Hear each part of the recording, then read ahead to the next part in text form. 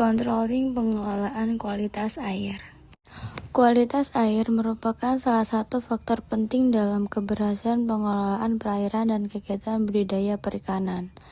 Air sebagai media hidup memiliki pengaruh langsung terhadap proses fisiologis organisme akuatik seperti respirasi, metabolisme, pertumbuhan, dan reproduksi. Ketika kualitas air mengalami perubahan di luar kisaran optimal, organisme budidaya menjadi rentan terhadap stres, penurunan nafsu makan, serta ancaman penyakit. Oleh karena itu, pengelolaan kualitas air yang baik menjadi kunci untuk menjaga keseimbangan ekosistem dan produktivitas aquaculture. Aktivitas budidaya yang semakin intensif seperti peningkatan pada tebar dan pemberian pakan dalam jumlah besar membuat dinamika kualitas air berubah dengan cepat. Sisa pakan, feses, dan proses dekomposisi bahan organik dapat meningkatkan amonia, nitrit, dan kekeruhan air yang berpotensi toksik bagi biota. Tujuan untuk mengetahui konsep controlling dalam pengelolaan kualitas air, mengidentifikasi parameter yang perlu dikontrol. Konsep controlling dalam pengelolaan kualitas air.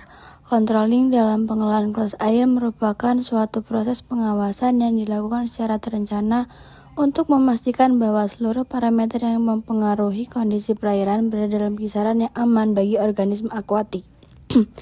Dalam konteks budidaya perikanan, controlling menjadi unsur penting karena kualitas air menentukan keberhasilan pemeliharaan, pertumbuhan, dan kesehatan biota. Proses ini menekankan pada upaya menjaga stabilitas lingkungan air agar tidak terjadi perubahan mendadak yang dapat menyebabkan stres atau kematian pada organisme. Konsep controlling mencakup aktivitas monitoring, pencatatan, analisis, dan tindakan korektif.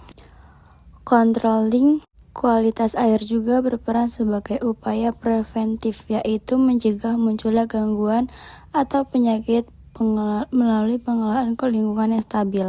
Dengan kontrol yang baik, potensi pertumbuhan mikroorganisme patogen, akumulasi bahan organik, dan perubahan kimia air dapat ditekan sejak awal. Parameter yang perlu dikontrol meliputi parameter fisika, kimia, biologi yang secara langsung mempengaruhi kondisi media perairan. Parameter fisika seperti suhu, kecerahan, dan kekeruhan sangat penting karena menentukan kenyamanan organisme dalam lingkungan hidupnya. Setiap spesies memiliki toleransi suhu dan kondisi fisik tertentu, sehingga pengendalian aspek ini menjadi langkah dasar dalam menjaga stabilitas habitat. Pada aspek kimia, beberapa parameter wajib dikontrol meliputi pH, DO, amonia, nitrat-nitrit, kesadahan, dan alkalinitas. Parameter biologi yang perlu dikontrol mencakup populasi plankton, bakteri, dan mikroorganisme lain dalam perairan. Informasi mengenai kondisi fisika, kimia, dan biologi air menjadi dasar pengambilan keputusan untuk menentukan tindakan pencegahan maupun korektif. Hal ini memperkuat efektivitas controlling dan menjaga kestabilan lingkungan serta memastikan keberlanjutan kegiatan budidaya perikanan secara keseluruhan. Identifikasi yang baik juga mendukung produktivitas organisme akuatik dan meminimalkan risiko kegagalan budidaya. Untuk kesimpulan, controlling dalam pengelolaan kualitas air merupakan proses yang sangat penting untuk menjaga stabilitas lingkungan perairan agar tetap sesuai dengan kebutuhan fisiologis organisme akuatik. Melalui kegiatan monitoring, evaluasi, dan tindakan korektif, kualitas air dapat dipertahankan dalam kisaran optimal sehingga menunjang pertumbuhan, kesehatan, serta produktivitas organisme budidaya.